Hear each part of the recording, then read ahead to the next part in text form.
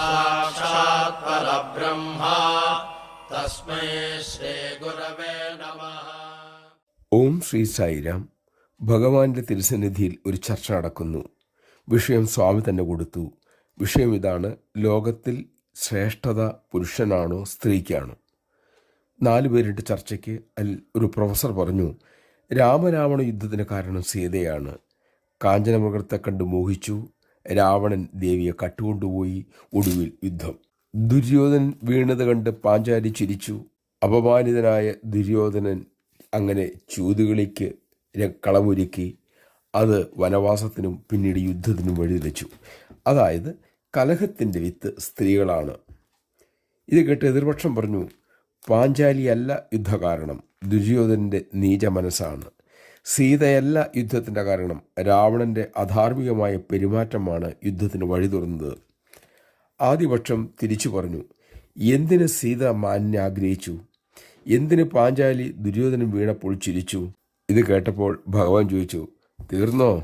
Gas പോയോ? ഇനിയൊന്നും നിങ്ങൾക്ക് പറയാനില്ലേ? അത് കേട്ടെല്ലാവരും ചിരിച്ചു. ഭഗവാൻ അരുളി, ദ്രൗപദി ചിരിച്ചിട്ടില്ല.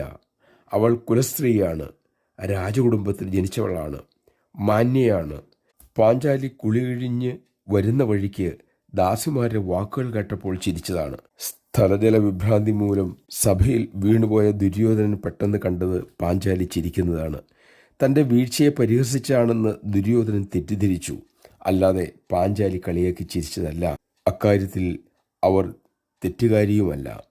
ഭഗവാൻ തുടർന്നു, സ്ത്രീകൾ പുരുഷന്മാരെക്കാൾ ശക്തരാണ്. അവർ ഭക്തിയുടെ നിറകുടങ്ങളാണ്. പാരമ്പര്യത്തിൻ്റെയും സംസ്കാരത്തിൻ്റെയും സംരക്ഷകരാണ്. ഐശ്വര്യത്തിൻ്റെയും ധനത്തിൻ്റെയും ഉറവിടമാണ്. വീടും കുടുംബവും അവർ പരിപാലിക്കുന്നു. ജന്മനാ സഹനശക്തിയും ത്യാഗബുദ്ധിയും കൂടുതൽ സ്ത്രീകൾക്കാണ്. ഇതൊന്നും പുരുഷന്മാർക്കില്ല.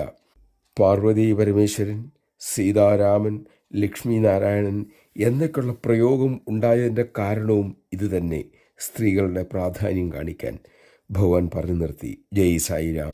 അതെ, തീർച്ചയായിട്ടും സ്ത്രീകൾ ആദരിക്കപ്പെടേണ്ടവരാണ്, ആരാധിക്കപ്പെടേണ്ടവരാണ്, ബഹുമാനിക്കപ്പെടേണ്ടവരാണ്. അതിൻ്റെ തുടക്കമായി നമുക്ക് വീട്ടിൽ നിന്ന് തന്നെ ആരംഭിക്കാം. നമുക്കതിന് കഴിയട്ടെ.